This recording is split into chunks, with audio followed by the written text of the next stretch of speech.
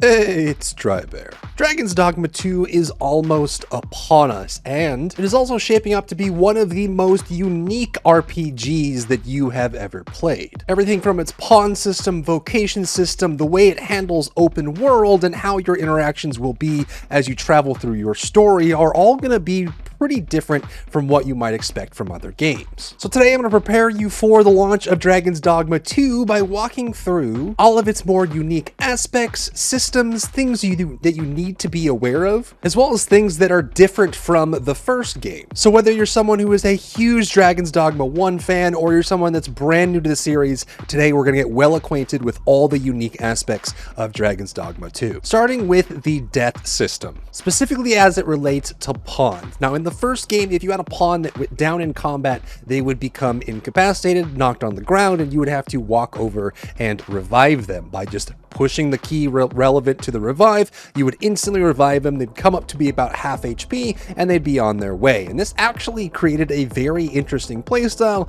where you could just let your pawns die, drive by, pick them all up in one tap, and then back off into the backline. But in Dragon's Dogma 2, this system is becoming a little bit more challenging. And that is by default, the revives are going to be more of a channeled ability that takes time and puts you in a vulnerable position. So gone are the days of just completely ignoring your pawns and just one tap reviving them as they go down, which means that your party composition of vocations and equipment, as well as your strength relative to the enemies that you're facing, is going to matter a lot more. Now, there are vocations that will have the ability to instantly revive with healing spells or medic shots from a distance and various other means that will be very well regarded in these situations where you won't have the opportunity to run up to grab someone. And it also means that the carrying system, where you can grab a pawn and move them like firemen carry them away from a bad spot, is going to be even more useful, because say that you have a pawn that goes down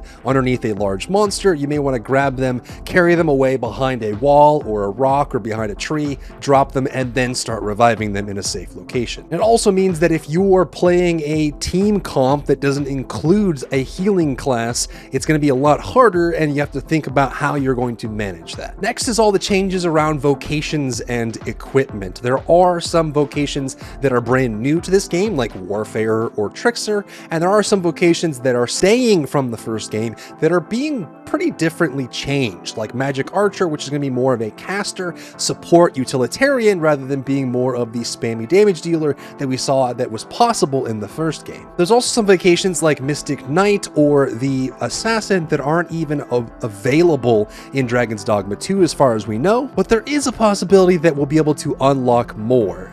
Capcom and the dev team have been kind of close to the chest about what they talk about with the game, and in fact they've talked about almost no end game interactions or systems for Dragon's Dogma 2 at all. It's all speculation at this point on what's going to be available and what's going to be part of the experience once you reach that end game. And there are people that are holding on to hope that possibly there are more vocations than the 10 that they have announced available as you discover them in the world, but we'll just have to wait and see. Another big change is there are changes to the equipment slots from the first game as well. The inner-outer equipment system, where you can have an inner torso and an outer torso and something laid over the top of it, that's going away, and they're actually changing the overall equipment layout. I believe the total number is at about 2 slots less than it was in the first game. Now, it's very possible, based on the screenshots we saw in the Capcom showcase and some of the releases of gameplay footage, that there are going to be more crafting and augment systems for the gear pieces that you have. But specifically, the director said that he didn't like the fact that people would always end up being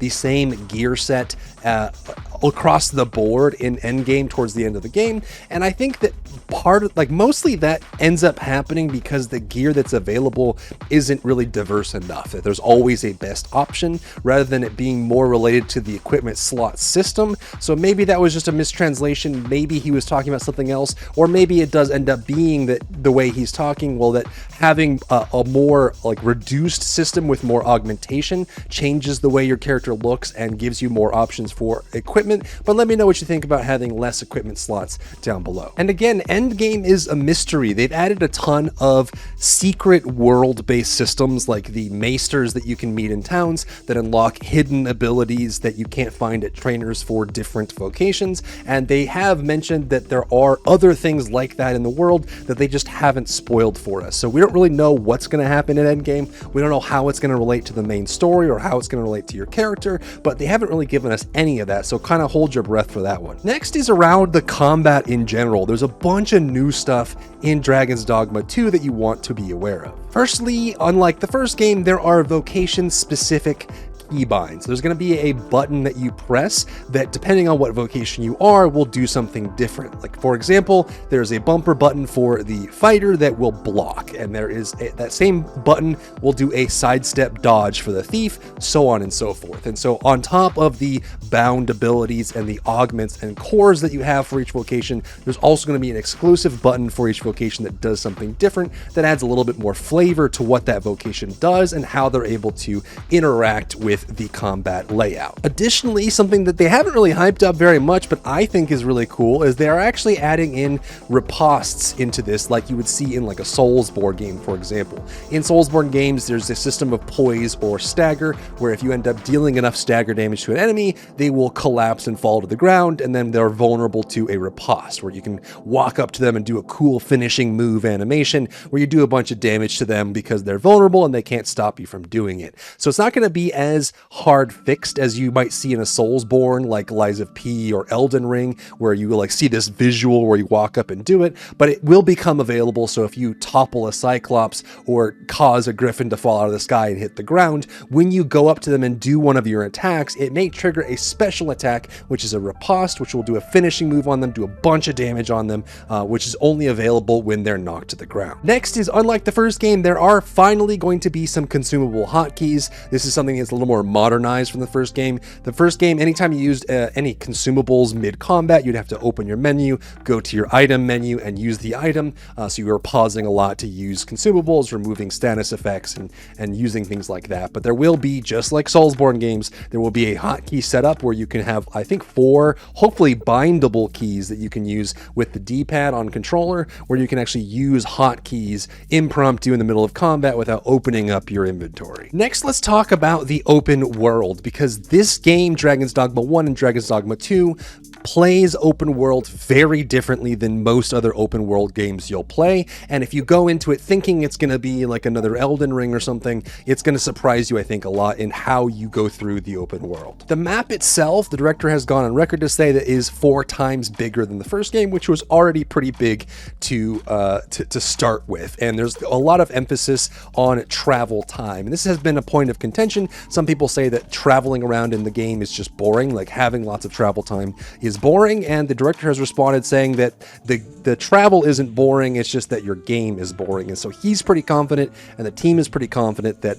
all the travel time you're going to have by traveling on foot or by caravan with the ox carts is going to be very dynamic and fun. So what's different about Dragon's Dogma 2 as it relates to open world is there's very rarely, if ever, going to be one clear path to your goal location. And this is something that I think caused a lot of people to fall off from the first game when they first tried it. And I've also seen people that have tried Dragon's Dogma 1 in anticipation of Dragon's Dogma 2, they hit the bandits in the open fields and then they quit and never play again. And a lot of this comes down to how the open world works. So you shouldn't expect there to be any clear path to your goal. In fact, many times you're going to see on the map that there's a goal direction that you need to go in, but there's no obvious way to get there. You might have to travel into the forest that's adjacent to it, or maybe you have to go around a mountain or scale some kind of wall, and you don't really know how to get there. You're just going to have to explore and test things out and use the skills that you and your party have available. They've also mentioned that there's going to be multiple routes to each main quest objective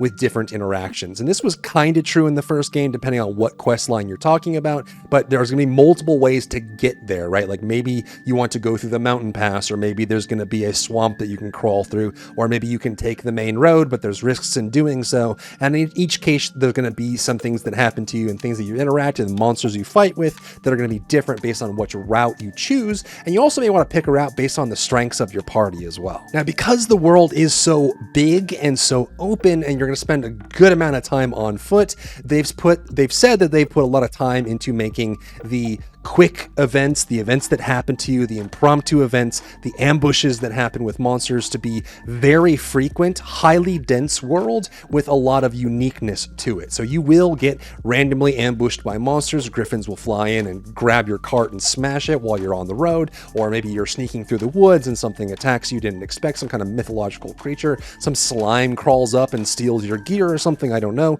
They're talking about some crazy stuff that can happen that will be different based on where you are in the world. And there's also environment-based interactions that we've seen the trailer a million times, where the Cyclops falls forward and becomes a bridge across a crevasse in the middle of a desert. So if you can knock him down, maybe if he's standing near a ledge, there might be something useful there. Or maybe if you have you get attacked by goblins or orcs and there's some kind of interaction there. And we'll see how that actually plays out. But they have talked a lot about the path that you choose and the environment interactions, and the ambushes that you run into will change your experience drastically, and I hope it's anywhere near the level that they've promised. And I think it's a great segue into the overall pawn system. Now, I'm not going to break down the pawn system from top to bottom, but in the sake of this video, I want to talk about all the differences and unique aspects of the pawn system that might be different from other games that you've played. And firstly, the director and the development team do not want directional indicators, yellow painted ladders, and rock ledges that have yellow paint falling off of them. So you will often sometimes get stuck in this game where you don't know exactly where to go. You have a general direction, or maybe you have a description that some NPC gave you, but there's not going to be some UI indicator that's saying, hey, follow this road exactly here to get where you're going. And they do want to encourage you to explore a whole bunch, to find things in this world, to also interact with their dynamic system for attacking you and surprising you while you're out in the world. But you're not completely lost out, because the pawns are there to save the day. So by default, your pawns will be constantly interacting with you. And anyone who played the first game knows that wolves hunt in packs, and you'll find herbs underneath trees and stuff like that. But they've said that they put a lot of effort into making the pawn system more fleshed out in Dragon's Dogma 2. And so if you are looking to, you have a quest selected as your main quest, the pawns will constantly talk to you about how you might go about achieving that quest, where you might go if you're going the wrong direction, that sort of thing. And so they're trying to move the information you would normally get from UI to the in-world character development from the pawns that you have with you. And also keep in mind that pawns will gain knowledge when they complete a quest or when they clear an area. And they will say this, or a little pop-up will say that your pawn has gained knowledge. And if you take a pawn from another world using the rift and bring them into your world as a support pawn, and that pawn has completed the quest that you're on, they're going to know exactly where to go. And so they'll guide you. They'll actually run ahead of you and guide you in the direction you need to go. Say, hey, go this way. This is where the thing is that you're trying to do for the quest. So it's a big part of it. So if you get stuck or you're wondering how to go about the open world, just try to turn to your pawns and use them as a backbone for your navigation. And we haven't gotten too much information on this yet, but they have teased that languages is going to be a big part of this too. It might be that your character learns the Elvish language, or your pawn learns the Elvish language, and because of that, they're able to speak with elves or with different creatures of different languages. And the pawn knowledge is going to be a big part of that, where you may want to dismiss support pawns that have the incorrect knowledge that you might need, and then see if you can find a pawn that has that knowledge that you need in that moment to bring them into your party with you and your main pawn that might be able to guide you on your current situation. Additionally, the personality and inclinations for the pawns is going to be even more dramatic than it was in the first game. The first game, you could talk to them and change their personality and have them answer, like they would ask you like, hey, how do we feel about this? What do you want me to do when I behave? So I guess they have a bunch of AI systems they put in for the personality and the inclinations for the pawns. And they'll also be watching you for how you play. If you're someone who attacks a lot up front, they may charging into battle with you. If you're someone who falls back and retreats a lot, they may learn from that and lean more towards falling back and retreating. And so all of that behavior, I think, is going to be picked up and integrated. And again will lead more into the rift system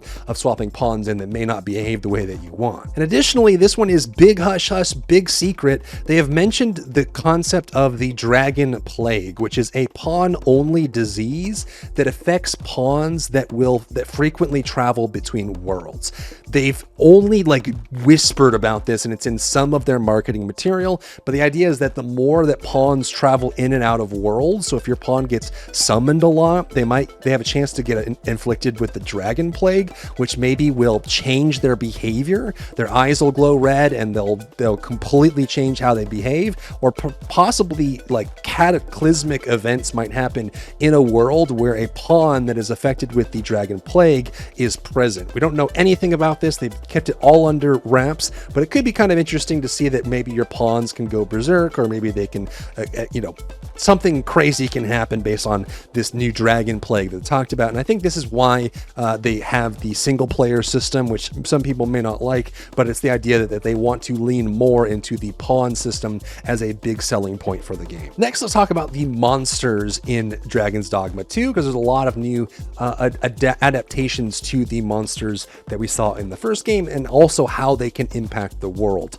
This Dragon's Dogma is a very classic style fantasy universe, so you're going to see a lot of well-known like Greek mythology creatures and Roman mythology creatures and ancient mythology creatures that come into play. So things like a cyclops, a drake or a dragon, a chimera, a golem, a griffin, ogre, goblins, hobgoblins, harpies, all of those that are kind of very common enemies that you might see. And there's new ones they've added as well. They obviously have undead and skeletons, but they are added in things like slimes that apparently can't be attacked with physical means. There's saurians and there's lizards and things like that. And there's going to be a lot of spirits and liches that you interact with as well, that maybe they need magic, like kind of like the slimes might be. And there's also something that they've teased a little bit of, which is the Sphinx, which is this character here that's popped up in trailers. The director has gone on record to say that this character or this enemy is going to be more intellectual, which means that maybe they can surprise you or they can trick you. And there's also going to require you to answer riddles. And if you answer incorrectly, you might forfeit your life, or maybe you have to engage in combat, that kind of thing. So the whole point of the Sphinx is to be, again, a whole new interaction. So it's not going to be like armies and armies and armies, like Lord of the Rings style. You're going to have more, discrete, direct interactions with well-known creatures and monsters that will change your play experience. And on top of that, they've made a pretty big change that wasn't in the first game, and that is monsters can actually enter into towns in Dragon's Dogma 2. Not only that, they can invade caravans, they can invade towns, and they can get past barriers. And if they do, they've mentioned that the monsters are able to kill NPCs permanently in the game. Now, this obviously isn't a CRPG. It's not Baldur's Gate. It's not, DOS 2 or anything like that. So it's not like you can kill off main characters. I'm assuming that any main story character that is needed for the main story probably can't die, but maybe, if a griffin or a slime breaks into a city and kills a vendor that you need for a specific purpose, maybe they will be gone permanently, or maybe you'll have to use the resurrection stones that we had in the first game to bring them back. So you may want to be aware of monster invasions, and if there are pressing threats of monsters coming towards the town, you may want to play the Witcher or play the Monster Hunter and go clear that out so that you don't lose any potential valuable NPCs as part of the story. Next, let's talk about stats. This is a big one and something that came up a lot in the previous videos I've done, which is questions around, do stats matter? Does stat creation matter at character creation? And a big question that I've seen asked a lot is, how will stats change as you move from vocation to vocation? Because in the first game, if you started as a fighter, for example, and then you swapped over to like a mystic knight, your stats would stay the same based on what vocations you were previously. And so there was some min-maxing in having the most optimal vocation swap, where you'd start as a specific vocation that might have a high stat that you're looking for, then swap over to another vocation, and then swap over, and you would hot swap between them to get the right development of stats that you need. That is actually changing in Dragon's Dogma 2, and I think it's for the better. The way it'll work is that when you swap vocations to a new vocation, it's going to reallocate your stats as if you were that vocation from level 1. So it's not going to be like the path that you choose won't matter. If you start start as a fighter and then you vocation swap into a warrior and you have high melee stats, and then you vocation swap into a sorcerer, you're not going to keep all the durable melee effective stats that you had from those vocations. It's going to amplify and scale up the stats that you had, that you would have had if you were a sorcerer the entire time. So it's going to be a lot more straightforward that way. The stats are also intended, and whether it works this way or not, we'll have to see, but the stats are intended to be uncapped. And what this means is that they were designed to be growing all game long. Not like you would hit a max level or you'd max out your strength and you can't get any stronger. The director has said that the way they want it to be, the way they've designed it to be, is that you're going to be continually growing your stats all game long. So whatever your stat development is, you can keep going throughout the entire game and keep getting stronger and stronger, presumably forever until you're just busted OP.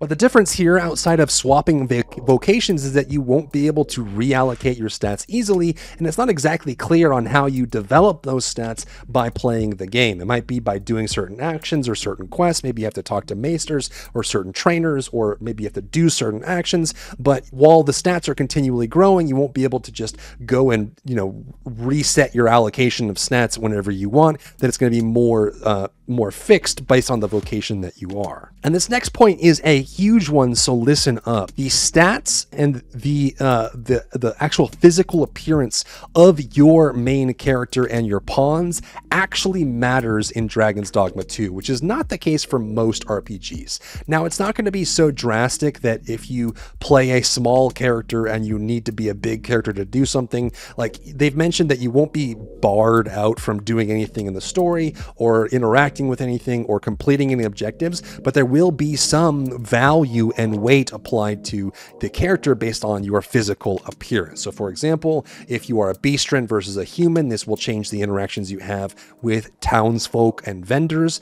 It probably won't be as intense as a CRPG, but they have mentioned that it will change how things go through from that regard. On top of it, the physical attributes that you have, if you have longer arms, the director has said that you will actually have a longer attack reach when you're doing melee attacks or swing attacks, that your arm length will actually affect that directly. And also the weight of your character, which you can see when you're making your character on the character creation, the weight changes your character as well. The weight will affect how heavy you are when you're hanging off of a monster. It also can affect your things like stamina recovery, how fast you burn stamina, what your carrying capacity is can be related on your weight, and things like that. So if you want to play a fast character, you may want to think about being more on the smaller side, and if you want to be a strong, heavy character, maybe you want to be on the bigger side when you do character creation. It doesn't seem like it's going to be the end-all be-all, so if you want to do those kind of fun, the big guy named Tiny that plays a caster,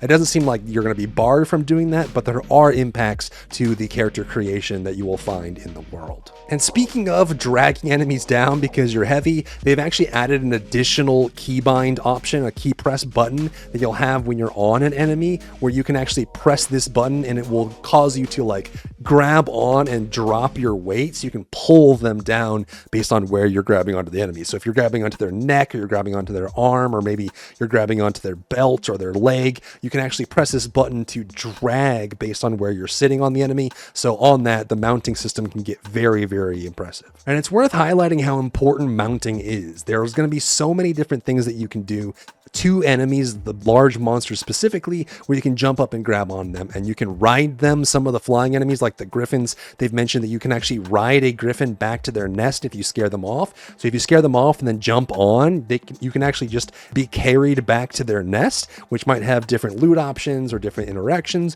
And obviously for each major monster that is large, there's going to be different weak points: their legs, their limbs, their neck, their wings, their face.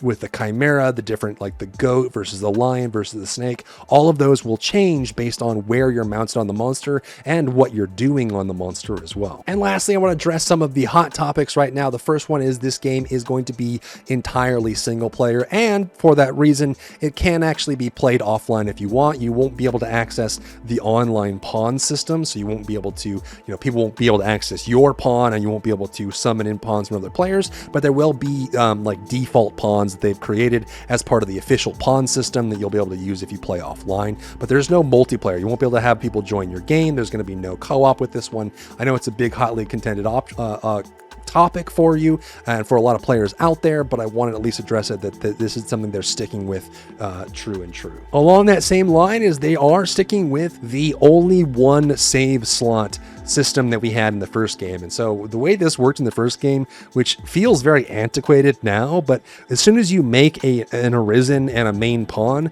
that is your save slot. And if you want to make a new save, you want to do a new run in the game, you have to delete those characters and make a new one to start over. And it feels like this one is just very antiquated. I don't know if this is related to their pawn system. I don't know if they just don't want people making a whole bunch of pawns that can flood the system with pawns that aren't even being played. Maybe they want you to have that. Maybe they want you to focus on that one playthrough. I'm not really sure. It feels like it's a little outdated, but yes, there will only be one save slot for the game. And the last contentious one is that the FPS is looking like it could be 30 FPS on consoles for Xbox Series and for PS5. The big thing here is that they've mentioned that the game is uncapped FPS. If you go into the settings on the character creator, it goes up to 120, and with PC, especially with some of the min specs we've seen, it seems like we're going to be able to get 60 to 120 no problem. So it's all going to work great on PC, but for console, there's questions on whether or not it's going to be 30 FPS or 60 FPS. The response that we've gotten from the developer is more along the lines that the FPS will be uncapped, which means that they won't specifically force it to be 30 FPS, but even on systems like PS5, if it has no specific settings for optimization modes, it might be locked to 30 FPS, or maybe it just varies between 30 to 60, which might even be worse. We're not sure. So we'll have to wait and see. I'm optimistic about this one because there's definitely a lot of cases where games they've shipped have all been really good, but it also could just be that you're locked to 30 FPS. So if you have the option, playing on PC might be the better one, but maybe this ends up being great. Maybe it ends up being a problem. If it is a problem, I imagine they'll fix it pretty quickly. And that's what I've got for you today. Hopefully this covers all the unique aspects of Dragon's Dogma 2 for you as you jump into the game and prepares you for it. I'm excited. I hope you are excited as well. Let me know what you're looking forward to most in the game down below. If you found value in today's video, leave a like down below, leave a comment for the algorithm to help this video get seen by more people, and don't forget to check out my other channels for other content and other stuff and other things.